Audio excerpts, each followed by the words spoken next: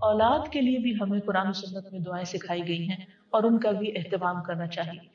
اور انسان اپنی زندگی کا بہترین سرمایہ اپنی اولاد پر خرچ کرتا ہے اور اپنے بعد بھی ان کے لیے ہر طرح کی راحتیں اور نعمتیں چھوڑ کر جانا چاہتا ہے. لیکن اگر اولاد نیک ہو تو وہ والدین کے لیے صدقہ جاریہ بھی بنتی ہے اور والدین کے خون پسینے کی کمائی کو ان کی زندگی میں اور ان کی زندگی کے بعد بہترین جگہوں پر استعمال کرتی.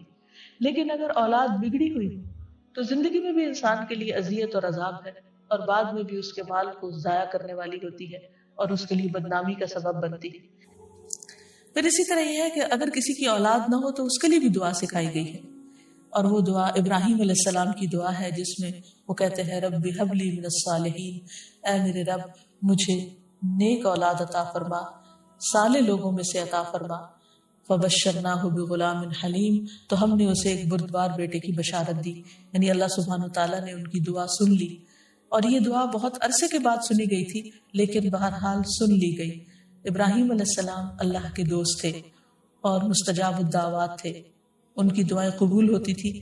یہاں یہ بات بھی پتہ چلتی ہے کہ دعا کی قبولیت کا مطلب یہ نہیں کہ جس وقت انسان منہ سے کوئی بات نکالے اسی وقت پوری ہو جائے.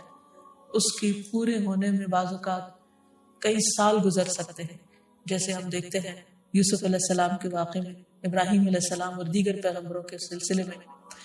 اور پھر ہم اس بارے میں یہ بھی دیکھتے ہیں کہ جس طرح ابراہیم علیہ السلام کی دعائیں قبول ہوئی تو انہوں نے اپنے رب کا اس پر شکر بھی ادا کیا اور فرمایا الحمدللہ الذی وہب لی علی الکبر اسماعیل و اسحاق ان ربی لسمیع الدعاء، کہ اللہ کا شکر ہے جس نے مجھے بڑھاپے میں اسماعیل اور اسحاق جیسی اولاد دی.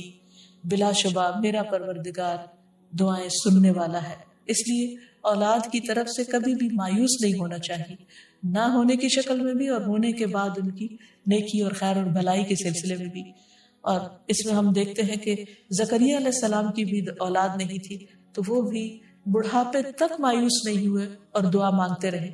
اور اس سلسلے میں آتا ہے کہ وہ جب دعا مانگتے تو کہتے رب ہب لی من لدنک ذریۃ طیبہ انک سمیع الدعاء، کہ اے میرے پروردگار مجھے اپنے پاس سے نیک اور پاکیزہ سیرت اولاد عطا فرما، تو ہی دعا کا سننے والا ہے. یعنی پیغمبر ہمیشہ صرف اولاد کی دعا نہیں کرتے بلکہ نیک اولاد کی دعا کرتے ہیں. نبی صلی اللہ علیہ وسلم حضرت حسن اور حسین کو اپنے پھول کہا کرتے تھے کہ یہ دونوں میری دنیا کے پھول ہیں. ایک اور حدیث سے ہمیں پتہ چلتا ہے کہ اولاد انسان کی بہترین کمائی ہے. فرمایا ان اولادکم من اطیب کسبکم، تمہاری اولاد تمہاری سب سے بہترین کمائی ہے، بس اپنی اولاد کی کمائی میں سے کھاؤ، یعنی وہ انسان کے لیے حلال ہے، جائز ہے.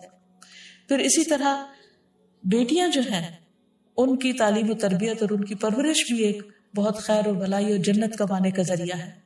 لیکن اس کے ساتھ ساتھ یہ بھی یاد رکھنا چاہیے کہ اولاد ایک رسپانسبلٹی بھی ہے، ان کے بارے میں سوال بھی کیا جائے گا.